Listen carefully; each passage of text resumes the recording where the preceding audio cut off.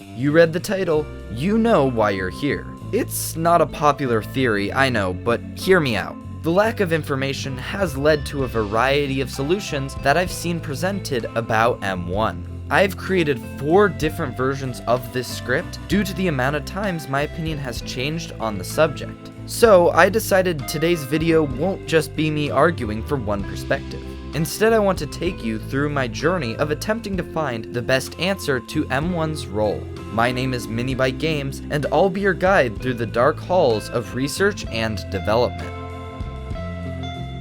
As I have been planning out this series, the M1 section has always been in the back of my mind, driving me crazy. It seems that the interpretation of almost every other Steel Wolf FNAF game hedges on M1's role in those games. Since Secret of the Mimic released, there have been tons of theories thrown out there, and it's time to put them to the test. What character in other FNAF games best aligns with F10-N4's characterization, and what does this mean for how we discuss the story moving forward? Now, before we start going over the candidates for M1, let's first determine the personality and motivations of F10-N4. M1, and by extension its form as F10-N4, has always been focused on one goal: caring and watching over David. We learn this through Edwin's description of M1 to David. Think of it as your new babysitter, but it doesn't get paid and go home. It'll stay with us and help around the house. It was always programmed with David as a priority, and this is further reflected in almost every instance where we hear or see F10-N4. There is practically no example of F10-N4 talking when it's not focused on David, and this is almost certainly on purpose. This is in contrast to the actual Fiona, who did also care for David, but was also heavily involved in the day-to-day workings of MCM. She was described as the heart of the company, and worked as a puppeteer and artist there. Despite this, it seems that Edwin only saw value in programming F10-N4 to be a mother and caretaker for David. It should be no surprise then that after David's death, F10-N4 tries to fulfill its goal by asking for David to be brought back. M1 doesn't possess the knowledge to build another mimic for David, but Edwin does. So she continues to pressure him. After all, her programming seems dependent on having a David to take care of. Even throughout the events of Secret of the Mimic, this goal stays consistent. Before the game, Edwin shaped M2's personality into David, but then beat it up, bringing F10-N4 back to square one. M2 then attacks Edwin and roams the facility, so F10-N4 now has to use Fazbear Entertainment workers to capture and fix M2. At the end of the game, with the building burning down, M1 still has hope that Edwin can repair M2. I beg you, put it all aside and fix M2. It is not too late. The game is also very clear that M1 doesn't care if it has to kill others in an attempt to bring David back. They will bring back David no matter the cost. Moving away from David, F10-N4 also mimics Dispatch's voice throughout the game to manipulate Arnold, strengthening the pattern of a clear lack of concern or empathy for other people. And, in a related train of thought, it is important to consider whether M1 has any sort of spiritual connection to the real Fiona. Yeah, no, I don't see it happening. While in earlier Secret of the Mimic theories, I may have alluded to Fiona's spirit being involved, it doesn't really make sense for the real Fiona to live post-death. I had previously taken that assumption for granted, but when reviewing the actual evidence for this theory, I have to say that I disagree. You see, the main evidence for some ghostly activity is this tape from Basement Level 2. Say something. It's me, Edwin. Over.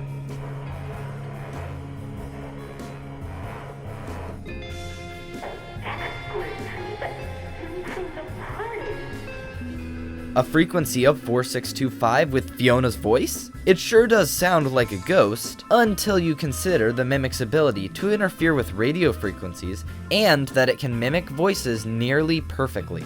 This is further strengthened by the Fiona voice line from the audio tape being a repeated line from one of David's birthdays. That's great, honey, but you're missing the party.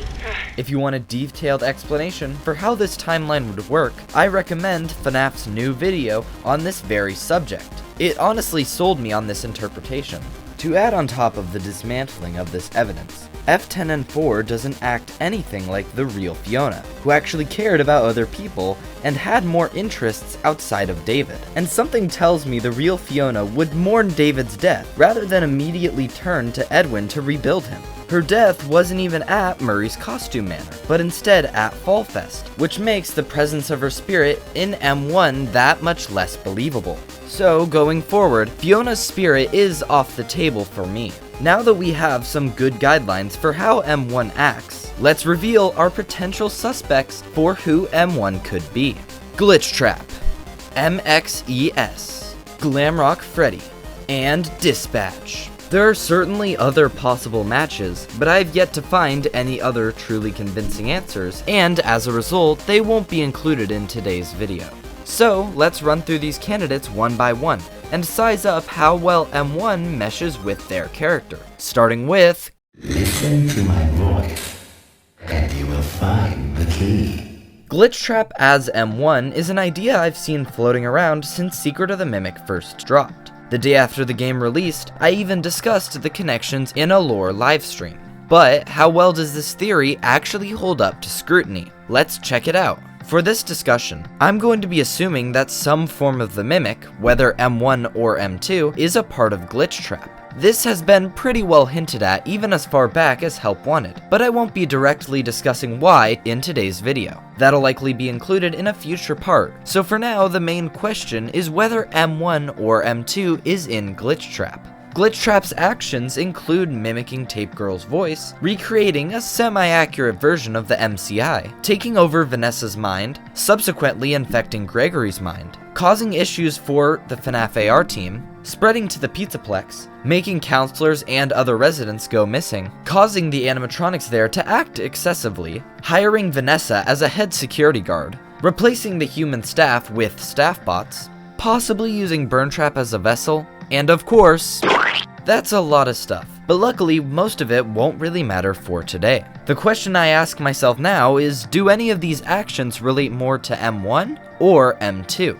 Well, there is clearly some overlap, such as mimicking voices and a lack of concern for human life. But a couple of these actions are more indicative of one program over the other. Many theorists have noted the similarities between Gregory and David, both in character traits and appearance. This has led to theories such as Another David and God David, but let's just focus on Another David for today. Another David posits that the reason these similarities exist is because Gregory was chosen due to the David similarities and as a result was further influenced into the role, likely by Glitchtrap. So, given everything we've learned about F10-N4's motivation to bring David back, this feels like strong evidence for Glitchtrap having some M1 influences. After all, M2 wanted nothing to do with mimicking David, until it was forced to in the secret Moon.exe ending.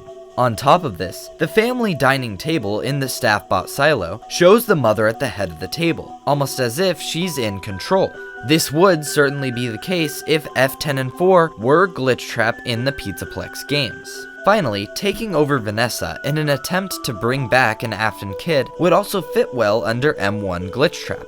Whether Afton is also in there, or M1 was just exposed to the family, F10-N4 could see Vanessa as a way to further bring back together her family, as a result of her memories potentially being jumbled up with Afton. M1 is only a computer program. Its previous programming could have been tied to Afton's memories in Glitchtrap. Looking past direct information from the games, we also get more evidence for M1 Glitchtrap in the dreaded books. In the Tales from the Pizzaplex story, The Storyteller, an AI story creation program hooked up to everything in the Pizzaplex starts causing issues, including eccentric animatronics and power surges. Edwin Murray, kinda the same one, goes into the Storyteller tree where the program is housed to try and fix the issue. However, Edwin is taken aback when he sees the name of the active program being run, Mimic-1. You know, given what we know about M1, it doesn't seem like a stretch to say that M1 likely stands for Mimic-1. And oh, I see. While we probably shouldn't use the books for specific and direct details, given that Secret of the Mimic changed a lot about the Mimic short story, I believe we can still use these tales as rough blueprints for the games. Secret of the Mimic borrowed ideas from the Mimic, including Edwin's family, death, the Mimic copying David, and then Edwin subsequently beating it up, as well as technicians going in that are then subsequently killed by the Mimic. There's also a lot that was changed, such as Fiona's death, the type of company that Edwin ran, when and why the Mimic was created, and Edwin's relationship with Fazbear Entertainment. To me, this seems like some parts of the books will be kept, especially the general story details, but other specifics will be changed to better align with the game's story. However, there isn't a lot to go off of yet to see if Scott will continue to readapt Tales, so for now it is weaker evidence. I will say though, a program called Mimic 1 being used for the storyteller, something with a similar role and effect to Glitchtrap, is an interesting connection. But enough with the M1 connections, what about M2? What sort of evidence could there possibly be for M2 being Glitchtrap? First off, it seems that the disappearances aren't all to reach a goal, as not many of the missing residents are explained in the games. While they could have been in service to a bigger goal, the needless killings from Tales from the Pizzaplex and VIP seem to indicate to me a pattern of a threat within the Pizzaplex causing death and disappearances. And what is the main threat the Steel Wool games have been focusing on? That's right, Glitchtrap. Based on the characterization of M1 and M2, it seems likely that M2 would be okay with the senseless killing, while M1 only really kills if it gets her closer to her goal, that being recreating David. A bit of a stretch, but rest assured the evidence does get more convincing. In the Help Wanted 2 update, entering the code 1979 into the sister location keypad reveals the white tiger plush held by our little bunny friend. Notably, you need to collect this plush in order to unlock the Mimic in the gallery, hinting at a connection between the two characters. But let's go back to the office for a second. Yes, here! You see, Glitchtrap gives you the plush in the same manner as when he's giving you the main 6 memory dolls for the Princess Quest 4 ending. These memory dolls are, well, memories, indicating some sort of connection between these dolls and Glitchtrap, possibly Afton. Extrapolating from this logic, the white tiger doll should also be some sort of memory connected to Glitchtrap. And you know who is easily the most associated with the white tiger? That's right, M2 and David's spirit. While M1 may have knowledge of David's love for the white tiger, I doubt she has as much of a connection with the plush as David. We don't see that in Secret of the Mimic at least. M2 on the other hand, is shown to care for the white tiger plush when embracing its David personality. This combined with M2's natural connections to David through its story in Secret of the Mimic, leads me to conclude that this white tiger memory is strong evidence for M2 Glitchtrap. However, the true, undeniable nail in the coffin is the bad van ending from Secret of the Mimic. In this particular ending, we drive off in the van after giving away our data diver to Fake Dispatch, aka M1. After Arnold gets a signal to reach out to the real Dispatch, he is hastily attacked by M2 and is dragged back to Murray's Costume Manor. Waking up, Arnold finds himself in research and development, but he's up on stage performing. Yup, that's right, Arnold has taken the place of Freddy Fazbear on stage, now likely stuffed in the unfinished animatronic. The other bandmates are all performing like it's a normal day at Freddy Fazbear's Pizza, while M2 just watches, staring directly at you. Does any of this seem familiar? Perhaps a very similar scene has played out before? Well, that's because it has. All the way back in Steel Wool's first venture into the FNAF universe, that being Help Wanted 1, we get to experience Pizza Party. This unique minigame had the player going through an incongruent mixture of previous minigame locations to finally make your way to the backstage of Freddy's. When you make it there, you are greeted by Glitchtrap, and he waves you over to visit him on the main stage. The screen fades to black, and suddenly, you hear this. Ladies and gentlemen, boys and girls, Fazbear Entertainment would like you to put your hands together for the one, the only.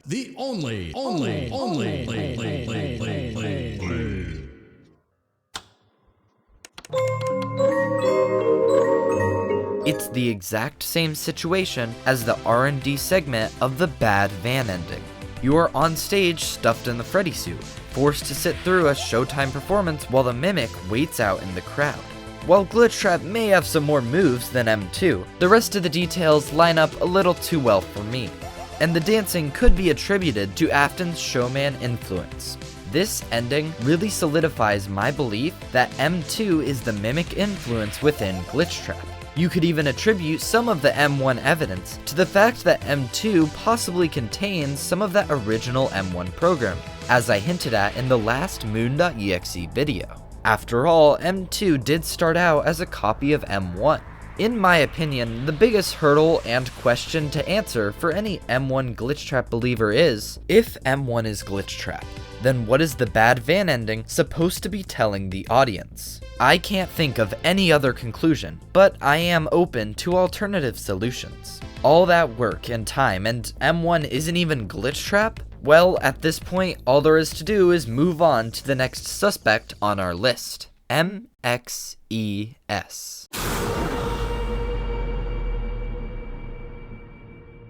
M.X.E.S, aka Mechanical X-Form Experimental Storage, was first introduced with this AR Rabbit avatar, and then was further expanded upon in Secret of the Mimic. While it is questionable whether the actual machine appears in Secret of the Mimic, since there may or may not be two of these machines, we do learn that M1 created the blueprints for this machine, and that it was made to contain M2. It also seems that after Edwin made M.X.E.S, M1 was moved into a M.X.E.S machine labeled F10-N4. This is where the main evidence really originates for this theory. We find F10-N4 in a M.X.E.S machine down in R&D. So if nothing really changes till Ruin, then we should still see M1 as a M.X.E.S machine. None of the endings even change this fact, meaning that it must make sense, right?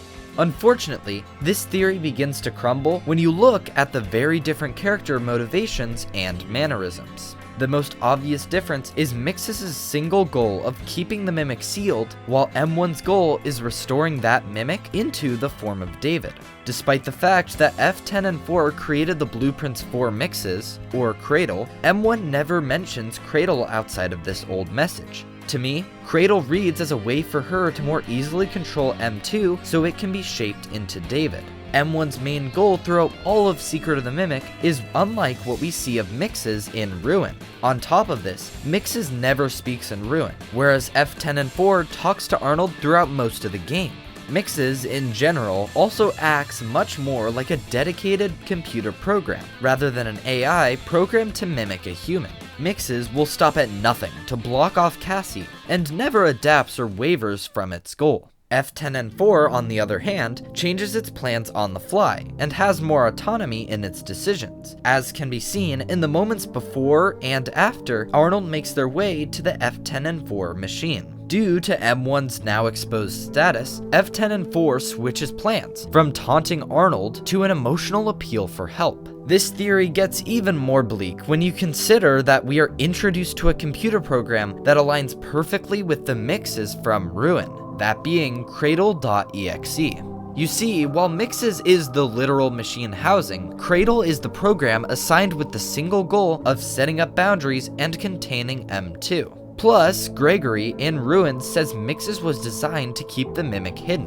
The M.X.E.S security program was designed to keep it hidden, but you shut down the security.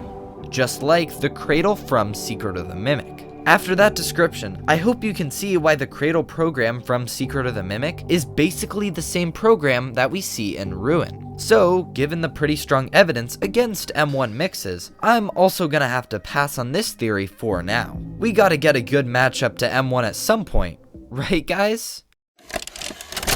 You are not going to make it out of here alive. Throughout Arnold's entire journey in Secret of the Mimic, M1 deceives him by using the voice of the Fazbear Dispatch from the start of the game. And to give credit to M1, the voice mimicking is practically flawless until the power gets drained in R&D. This continuous use of Dispatch's voice led some to theorize that M1's presence is actually tied to whenever we hear Dispatch in other games. Extrapolating this out leads us to the theory that M1 is Dispatch, aka Hand Unit, aka Tutorial Unit, aka Dread Unit. The voice of Dispatch actually has appeared in every mainline game since Sister Location, excluding Into the Pit and Ultimate Custom Night. For me, the logical next question became, does it make sense for M1 to appear in all of these appearances? Let's run through them. Sister Location takes place in an underground testing facility connected directly to the Afton household.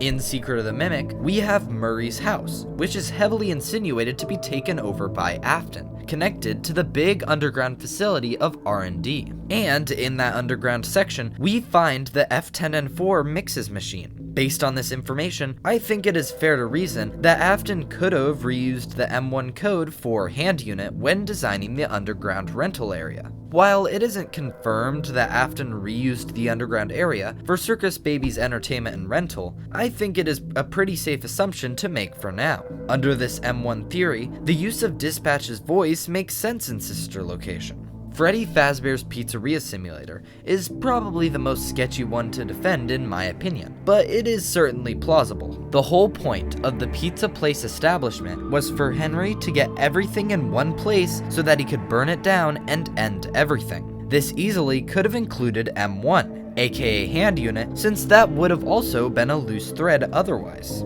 You could also argue that hand unit would have already been in close proximity due to where we find the M.X.E.S machine and possibly MCM in ruin, right under the remains of Freddy Fazbear's pizza place. The only point that really sticks out to me in this interpretation is that Henry would be using M1 to help run the pizza place and instruct new pizzeria owners. It is possible that maybe he didn't know its origin though, and there's nothing to directly say that he wouldn't do this, so FFPS still works. The rest of the games where Dispatch's voice appears all work as well, given that they're under the Steel Wool era where mimicry seems to be present in every game. So, logically, I think the theory is sound. There's nothing really to disprove this theory yet, mainly due to the large gap of knowledge on what happens to M1 after Secret of the Mimic. However, that doesn't mean this is the best theory for M1 in my opinion. While this certainly works on a logical level, the issues for me really boil down to motive and action differences, once again. Under this theory, Afton would have had to use M1 to mimic Dispatch's voice, and help run the rental area. This would likely include reprogramming M1, so that it doesn't immediately revert back to its actual programming regarding David and copying Fiona. And if that's the direction of M1, I have to wonder why Scott introduced F10-N4 in the first place, if her only purpose is to later become Hand Unit, a tutorial corporate character. But wait, there's a workaround, some of you might be saying. Hand Unit could have been a branch or copy of M1 made to only be that corporate cold voice. And I admit, that is a good compromise idea. However, it brings us back to the same original question of where did the OG M1 end up after Secret of the Mimic? But even if we go back and say that M1 was literally reprogrammed into Hand Unit, and then will become story relevant by reverting to M1 in a future game, then where the heck was the foreshadowing for that? I get Scott Cawthon isn't the greatest writer on earth, but I'd like to think that if that was the direction we're headed, then there'd be some hints to this eventual twist. Perhaps a slight break from the distant corporate voice at some point during Security Breach or Help Wanted 2. Anything, really. But maybe I expect too much from FNAF, I don't know. For now, this is an open option in my mind, but isn't my personal favorite choice. Speaking of which, let's meet candidate number 4. Superstar.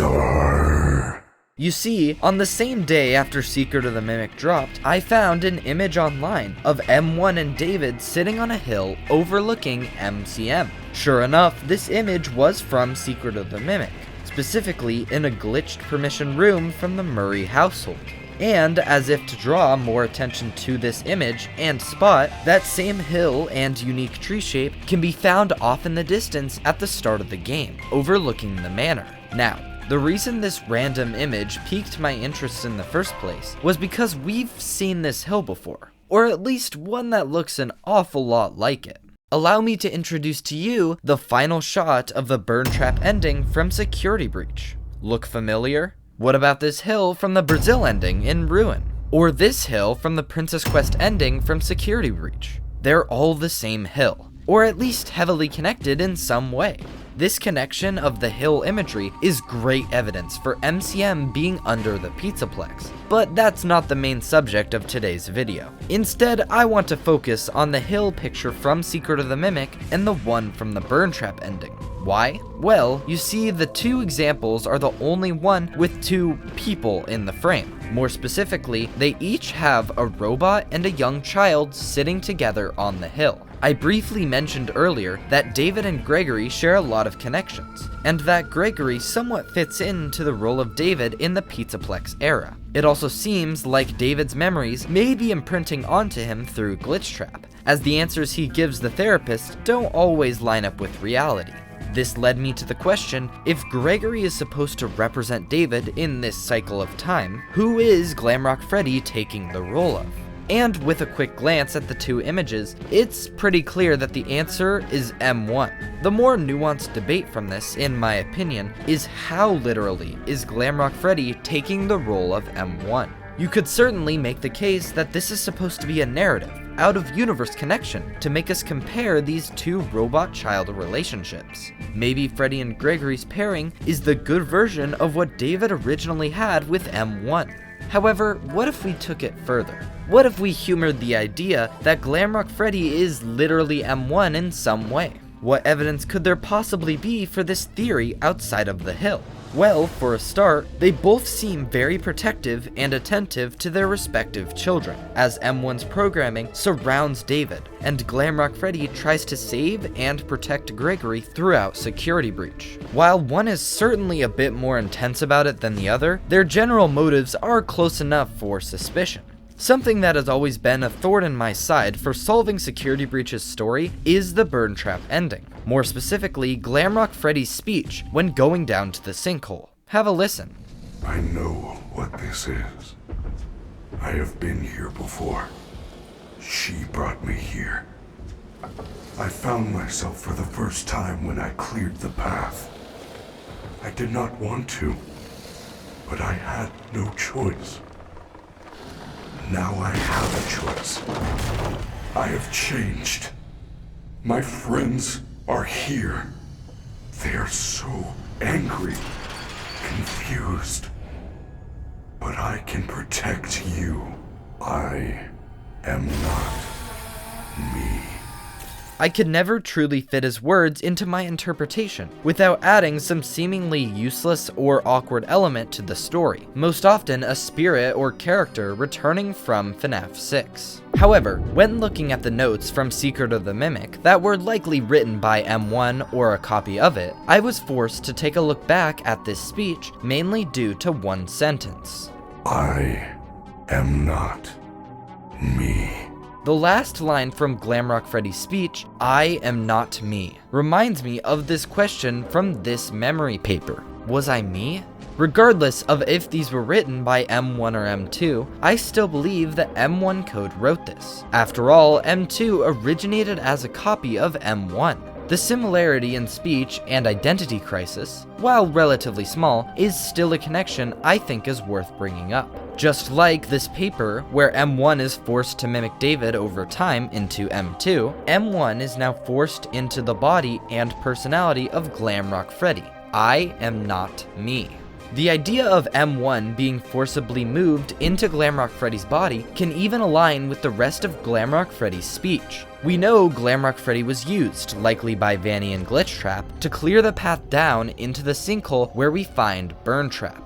Glamrock Freddy states that she brought me here, and I found myself for the first time when I cleared the path, illustrating this vague event. Despite the lack of details, thanks Freddy, we know something down there caused for Glamrock Freddy to change who he is. And what is one of the few important things that we know exist down in the sinkhole? That's right, the M.X.E.S machine, which could have still held F10-N4 from all those years ago.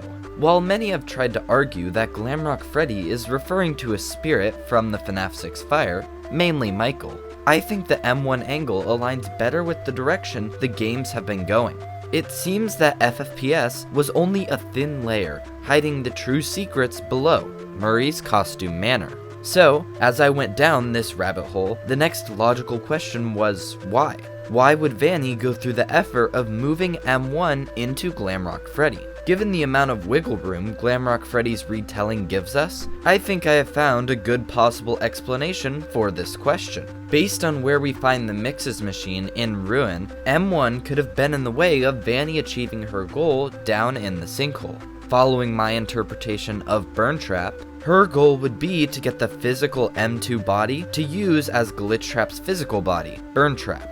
This would likely contrast to F10-N4's goal, as I doubt she'd want M2's body used as a way to bring Afton back, when she still wants to bring David back.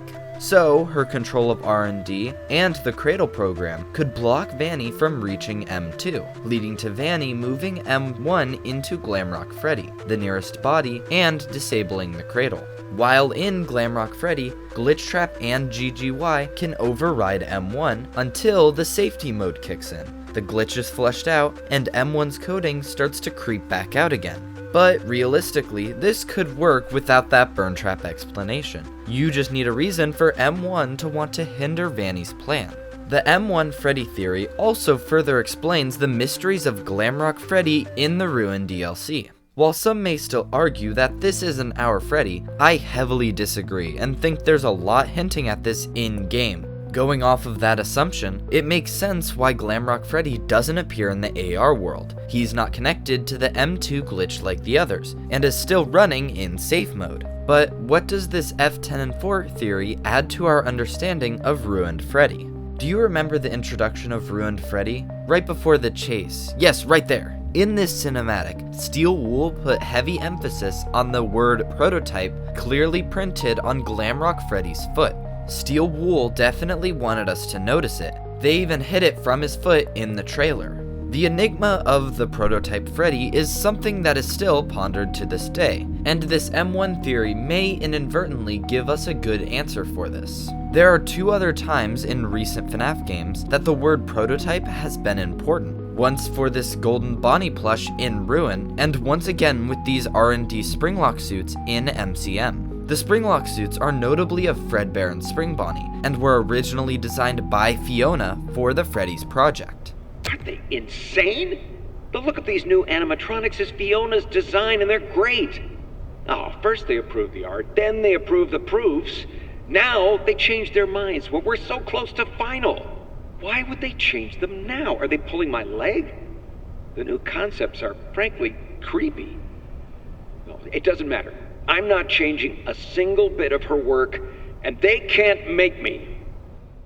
On top of this, the Glamrock Bonnie plush marked as a prototype is golden, almost as if to connect it back to Golden Bonnie, Spring Bonnie. And to make this even more weird, Glamrock Freddy has a lot of connections to the original Fredbear, including reverting to a purple bow tie later in the night, having a neon display that also contains purple accessories, and the role reversal of Glamrock Freddy losing his head, whereas Fredbear bit a child's head. We also have Glamrock Freddy and Bonnie's weirdly close relationship, and the original Murray's Costume Manor stained glass containing a yellow Freddy and a blue bunny, just like their Glamrock variants. So, what do these handful of connections mean? Honestly, I feel like I'm so close to getting to some bigger meaning to all this with Fiona's connection to both prototype characters. Maybe M1 had something to do with Glamrock Bonnie as well, and that's why he was taken out by Monty. I feel like there's gotta be something there, but I just don't have the piece today. For now, all I'll say is that this prototype stamp is more evidence of F10-N4's involvement with Glamrock Freddy, and kinda explains why it's there at all.